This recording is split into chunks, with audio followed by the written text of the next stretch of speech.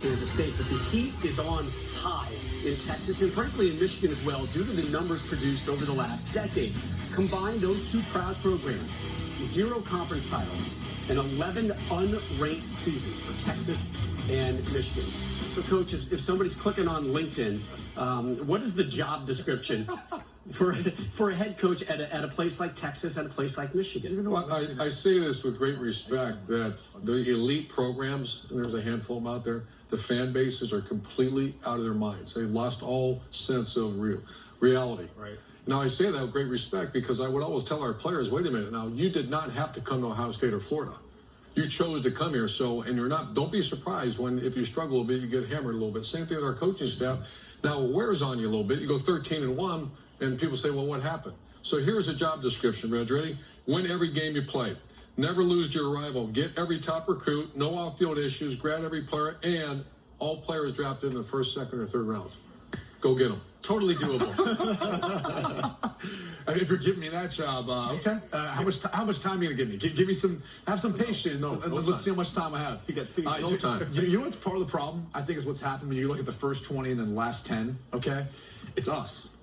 It's TV. It's all of it because as TV's it's emerged. You now see all these programs now are able to get on national television. The Blue Bloods. They don't have quite as much sway, I think, on getting on national television, getting the top recruits, being able to kind of remain up top. The field has been leveled, and there's more equal competition in my mind. And so I think, and with TV comes money. And that's where coaches now, I think they get paid the contracts they get paid, and rightfully so. But with high-paid contracts come big expectations. Right. And I think when Philip Fulmer, I believe he was the first head coach in college football to sign that $1 million deal, that's created this waterfall effect where I just think, with big paid contracts to coaches now, there's big expectations, and they've got to win sooner rather than later. And that's been one of the issues I think we've seen with some of the Blue Bloods the last 10 years. Yeah, I would compare – I want to go back to Pete Carroll in those days in the early 2000s to now, and there is a big difference, and there's more expectations, whether they're realistic or not. When Pete Carroll got hired, USC hadn't won a national championship since 1978. But there were always expectations because it was USC and the rich history and the tradition of that program.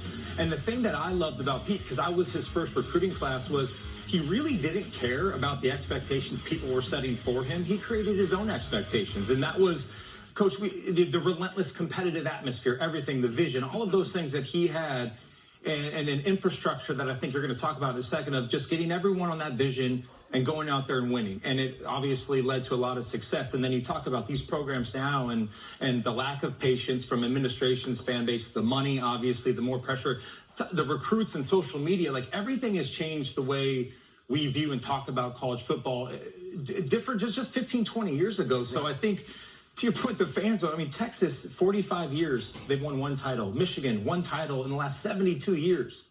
Like, there's not an Urban Meyer out there. There's only a few of those coaches that you can get lucky with. So it's just it's a challenge in this day and age of coaching. Well, there's a clear-cut difference between a coach and a leader.